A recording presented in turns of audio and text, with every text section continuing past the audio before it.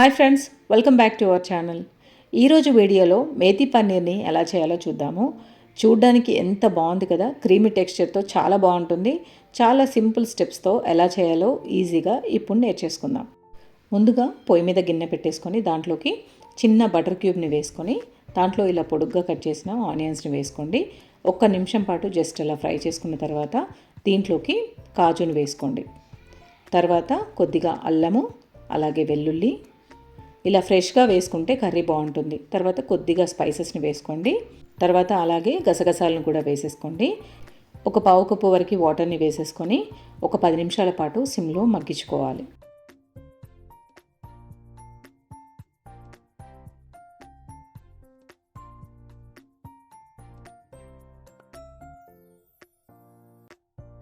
ఇలా కంప్లీట్గా మగ్గిపోవాలి.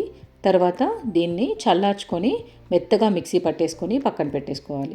పొయ్యి మీద ఒక ప్యాన్ పెట్టేసుకొని పన్నీర్లు వేయించుకోవడానికి కొద్దిగా ఆయిల్ కానీ లేదంటే బటర్ని కానీ వేసేసుకోవాలి. ఇలా ట్రయాంగిల్ షేప్లో నేను కట్ చేశాను, మీకు నచ్చిన షేప్లో కట్ చేసుకోవచ్చు. పన్నీర్లని వేసేసి 2 వైపులా కాస్త రంగు మారేంత వరకు ఫ్రై చేసుకోవాలి.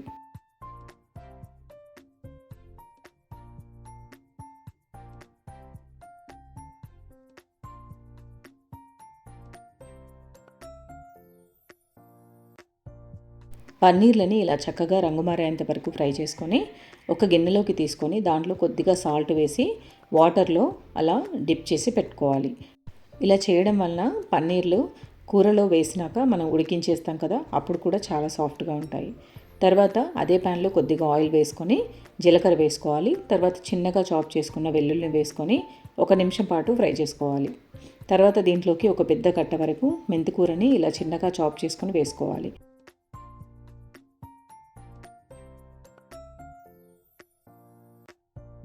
తర్వాత ఒక పావు కప్పు వరకు పచ్చి బఠానీ వేసుకొని మరొక నిమిషం పాటు ఫ్రై చేసుకోవాలి. మేతి ఇక్కడ చక్కగా వేగిపోవాలి. తర్వాత దీంట్లోకి పసుపు, కారము, కొద్దిగా ధనియాల పొడి, అలాగే కర్రీకి సరిపోయేట్టుగా ఉప్పును వేసేసుకొని ఒక 2 నిమిషాల పాటు ఫ్రై చేసుకోవాలి.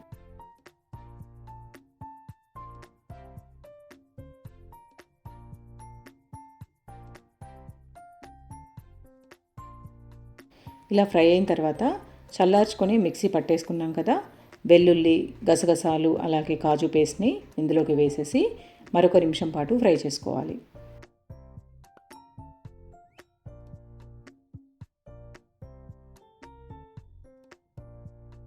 ఇవి చక్కగా ఫ్రై అయిపోయి ఆయిల్ సపరేట్ అయ్యేంత వరకు సిమ్లో పెట్టుకొని మనం కుక్ చేసుకోవాలి.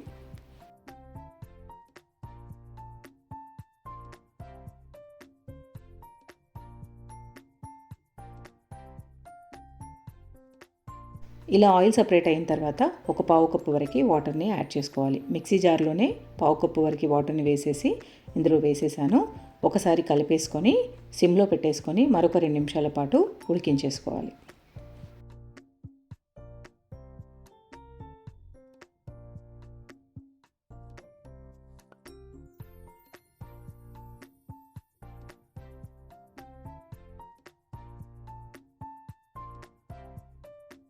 చూడండి ఆయిల్ ఎంత చక్కగా సపరేట్ అయిందో. దీంట్లోకి ఇప్పుడు ఒక పావు కప్పు వరకు ఫ్రెష్ క్రీమ్ని యాడ్ చేసుకోవాలి. ఫ్రెష్ క్రీమ్ లేకుంటే పాలపైన మీగడ ఉంటుంది కదా, అదైనా వేసుకోవచ్చు. 2 వద్దనుకుంటే స్కిప్ చేసుకోవచ్చు.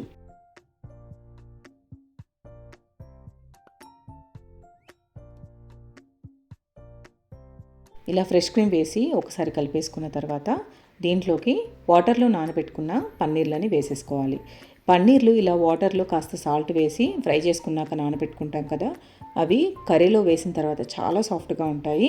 డైరెక్ట్ మీరు ఫ్రై చేసుకున్నవి వేస్తే ఇంత సాఫ్ట్గా ఉండవు. ఈ టిప్ మీకు బాగా పనిచేస్తుంది, ఒకసారి ట్రై చేసి చూడండి. ఇలా పన్నీర్లు వేసాక ఒక 2 నిమిషాల పాటు మగ్గిస్తే సరిపోతుంది, మన కర్రీ రెడీ అయిపోతుంది. ఈ కర్రీ నాన్స్లోకి అయితే ది బెస్ట్గా ఉంటుందండి.